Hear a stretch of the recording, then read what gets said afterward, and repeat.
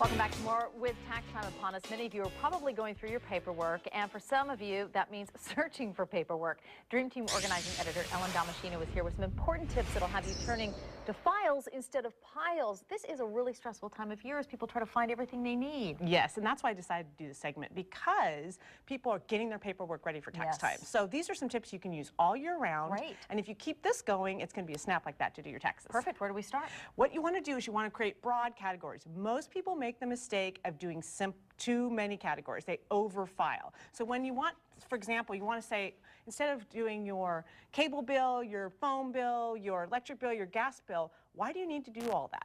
80% of what we file, we never retrieve again. All you need is a monthly bills file. Perfect. Just stick it in there. Make it easy on yourself. Most people have piles of things they haven't filed on top of their file cabinet because they've made their files, and therefore they're stressed out about filing everything correctly. I never thought you could over-organize, but apparently you can. Yes, you can. Okay, what's next? Then you always think of paperwork into two categories. There's action and there's reference. Okay. Okay, action is things that you touch every day or weekly. Those are the things you want at your desk. Right now, if you're working on organizing your taxes like I am, you want those on your desk. Okay. If you have your household insurance papers, things you have to keep for reference, but you're not using on a day-to-day basis, those are the things you want in your file cabinet. This is right now, when I'm working on my taxes, and I use a Stadium file so I can see what I'm doing. I can pop the paperwork into there very, very easily. I use files that have closed sides so things don't fall out, and this would be on my desktop. This is my action file. These are things I'm touching. Okay.